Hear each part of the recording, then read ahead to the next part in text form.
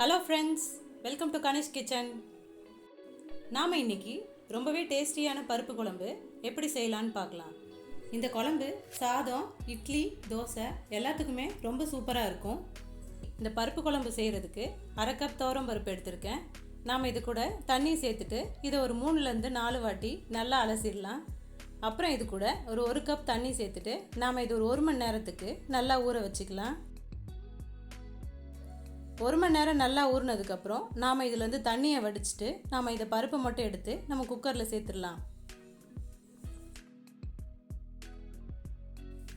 பருப்பை குக்கரில் சேர்த்தாச்சு. இப்போ இது கூட 15 சின்ன வெங்காயத்தையும் சேர்த்துடலாம்.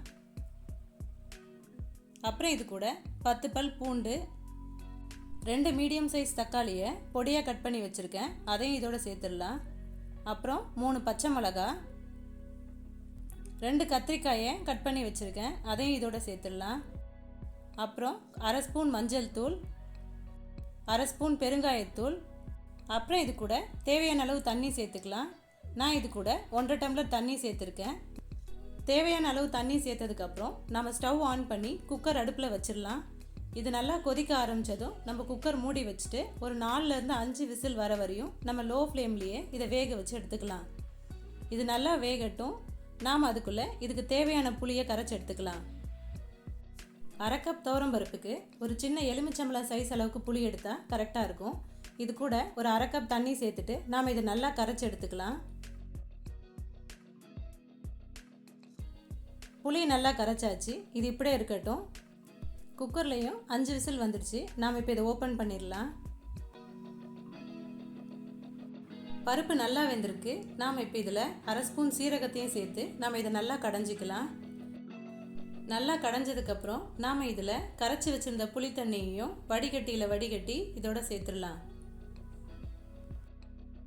புளி தண்ணியை வடிகட்டி சேர்த்ததுக்கப்புறம் நாம் இதை ஒரு வாட்டி நல்லா கலந்து விட்டுட்டு நம்ம குழம்புக்கு தேவையான அளவு உப்பு சேர்த்துக்கலாம். நான் இது கூட 2 ஸ்பூன் கல்லுப்பு சேர்த்துருக்கேன். நீங்கள் இதுக்கு பதிலாக தூள் உப்புனாலும் யூஸ் பண்ணிக்கலாம். உப்பு சேர்த்ததுக்கப்புறம் நாம் இது ஒரு வாட்டி நல்லா கலந்து விட்டுட்டு நம்ம அடுப்பை லோ ஃப்ளேமில் வச்சுட்டு ஒரு 5 நிமிஷத்துக்கு நல்லா கொதிக்க விடணும்.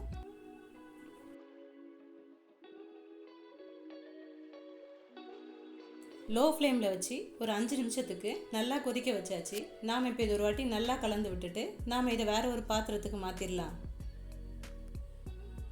இப்போ நம்ம குழம்பு தாளித்து ஊற்றுறதுக்கு ஒரு கடாயில் 2 டேபிள் ஸ்பூன் ரீஃபைண்ட் ஆயில் எடுத்துக்கலாம். எண்ணெய் நல்லா சூடானதும் 1 ஸ்பூன் கடுகு சேர்த்துடலாம். கடுகு நல்லா பொரிஞ்சதும் காரத்துக்கு ஏற்ற மாதிரி காஞ்ச மிளகாய், அப்புறம் இது கூட பொடியாக கட் பண்ணி வச்சுருக்க சின்ன வெங்காயம், 1 கொத்து கருவேப்பிலை, அதையும் இதோட சேர்த்து நம்ம லேசாக வதக்கிக்கலாம். நல்லா வதக்கியாச்சு.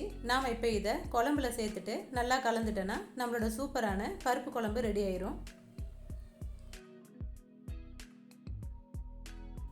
நல்லா கலந்தாச்சு. நம்மளோட சூப்பரான பருப்பு குழம்பு ரெடி ஆயிடுச்சு. நீங்களும் இந்த ரெசிபியை ட்ரை பண்ணி பாருங்கள். ட்ரை பண்ணிவிட்டு எப்படி இருந்ததுன்னு கமெண்ட் பண்ணுங்கள். இந்த வீடியோ உங்களுக்கு பிடிச்சிருந்தா லைக் பண்ணுங்கள், ஷேர் பண்ணுங்கள், மறக்காமல் சப்ஸ்கிரைப் பண்ணுங்கள்.